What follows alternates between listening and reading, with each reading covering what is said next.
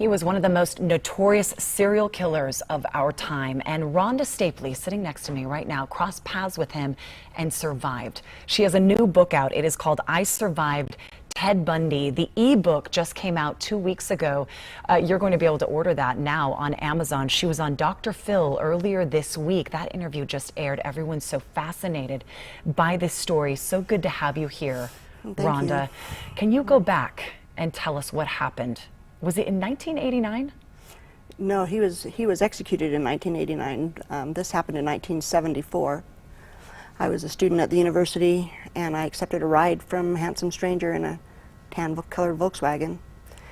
He drove me up a canyon and assaulted me. I managed to escape and walked home. Never told anybody, felt embarrassed and ashamed, and didn't want anybody to ever know. Kept that secret for 37 years. 37 years. 37 years. Keeping that secret. Did you think about it all the time? I tried not to think about it, and I never let myself deal with the emotional part of it. You know, the physical injuries heal, but the emotional stuff I just stuffed inside and ignored. When did you realize that was Ted Bundy? That's who I got in that car with. About 4 murders later, when he was arrested, and he was on the news. They showed him in the police station, and I knew that was the guy.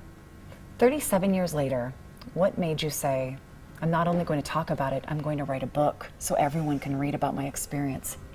37 years later, I developed post-traumatic stress disorder, which was almost as bad as the original episode in the first place. And in working my way through that, as part of the therapeutic process, I started kind of journaling and writing, and pretty soon I had written like almost a book, and I thought, this is almost a book.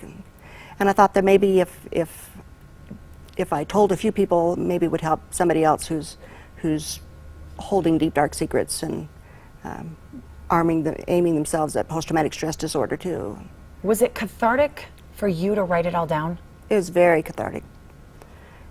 All those emotions are just kind of a jumbled mess, and in order to write it, you have to organize them into sentences and paragraphs and sort them out and make the whole event make sense. Ted Bundy was executed in Florida. It was on January 24th in 1989. Did you watch that with interest? Did you have any interest in that? I did have an interest in that, and I watched it. It's amazing you survived, Rhonda. Do you think about that now and then and say it's a miracle?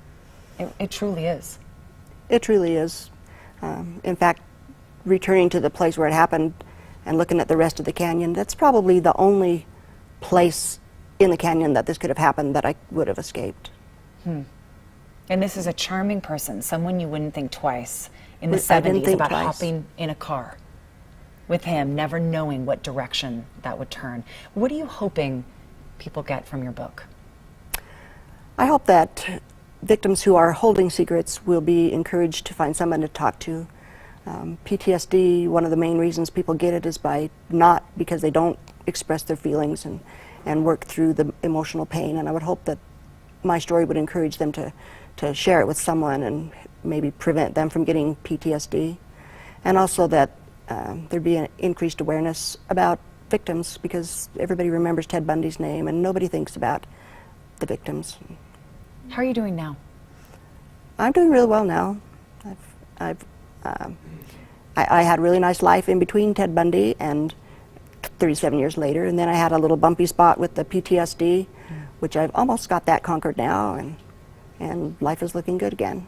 This is a fascinating story. Again, it is called I Survived Ted Bundy. You can order it on isurvivedtedbundy.com, or please go to our website, goodforutah.com/midday. We will link you to all the information. Rhonda, thank you so much for coming on Midday with us. Back to you two.